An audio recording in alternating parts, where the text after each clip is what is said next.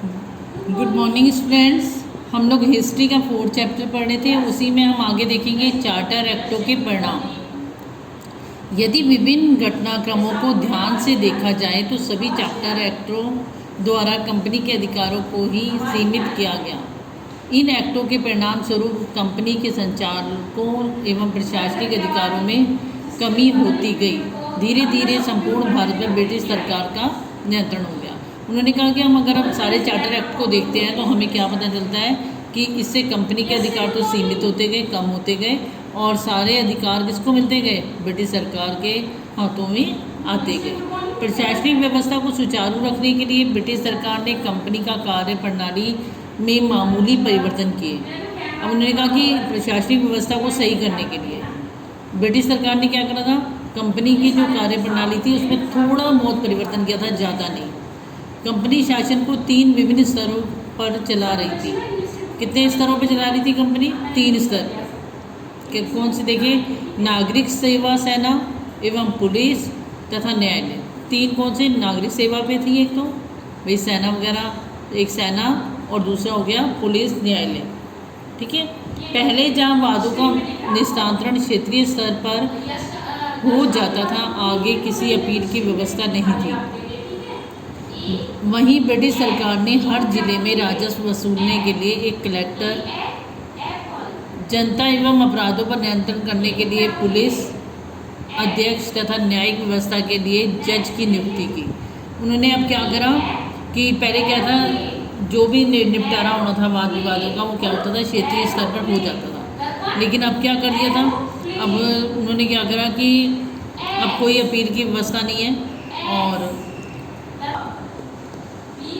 ठीक है, अब क्या किया जाता था कि उन्होंने कहा कि ब्रिटिश सरकार ने क्या किया कि हर जिले में एक ऐसा व्यक्ति, एक कलेक्टर बना दिया जो क्या करता था? राजस्व को वसूल करता था, कर टैक्स वसूल करता था यानी। और जनता के अपराधों पर नियंत्रण करने के लिए पुलिस की व्यवस्था कर दी कि पुलिस जो है वहाँ पर सभी कुछ देखेगी कि अगर कोई अपराध करता है तो उन्हें पकड़ेगी। और न्यायिक व्यवस्था के लिए जज की नियुक्ति कर दी थी। इन सारी सेवाओं को ब्रिटिश सरकार ने अपने नियंत्रण में रखा। इन पदों पर केवल अंग्रेजों की ही नियुक्ति का प्रावधान किया गया। अब देखिए यहाँ पर भी उन्होंने एक चालाकी कर दी कि इन सारी जितनी भी व्यवस्था की गई, सेवा दी गई, उसमें ब्रिटिश सरकार ने अपने हाथों में रखा उसका नियंत्रण, वो देख रेख करेगी। और वहाँ पर जितने भी व्यक्ति नियुक्त किए गए सब अंग्रेज थे, भारतीयों को नहीं। भारतीय जनता केवल छोटे मोटे कार्यों के लिए कार्य करने के लिए बाध्य हुई। विशिष्ट पदों पर केवल गोरों का ही आधिपत्य था। सेना में भी भारतीयों को सबसे निचला दर्जा प्राप्त था। अब क्या था कि जितनी भी सेवाएं दी जाती थी उन सारी सेवाओं मतलब जितने ऊंचे ऊंचे पद थे वो तो किसको दे दिए जाते थे? अंग्रेजों को।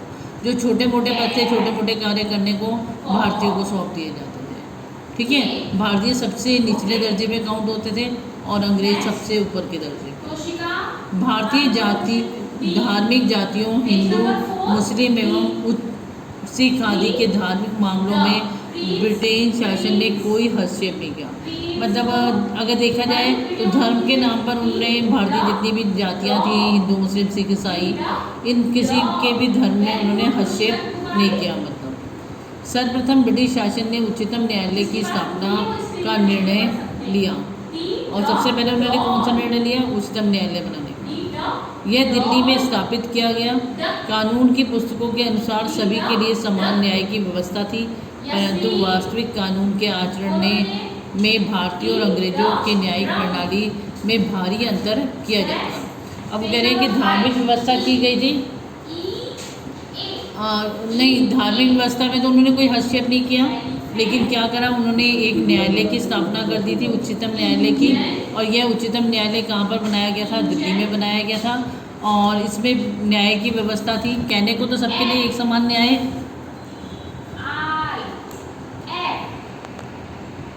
कहने को तो सबके लिए एक समान न्याय था, लेकिन सही में वो एक समान न्याय नहीं किया जाता था। अंग्रेजों के लिए कुछ और थी न्याय प्रणाली और भारतीयों के लिए कुछ और। भारतीयों के लिए न्यायालयों की अलग व्यवस्था की गई थी, जबकि अंग्रेजों को सम्मानपूर्वक न्यायिक प्रणाली से गुजरना पड़ता था। दोनों के दंड प्रावधान भी बहुत अलग अलग थे और दोनों के लिए ही अलग अलग प्रकार के दंडों की व्यवस्था की गई थी।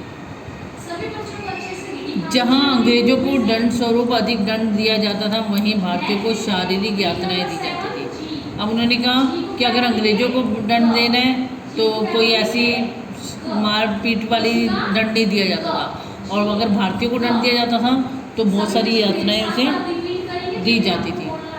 ठीक है, आज के लिए बेटा इतना ही। नेक्स्ट क्लास में इससे आगे करेंगे, इससे अच्छी तरह रीड कर लेंगे। थैंक्स।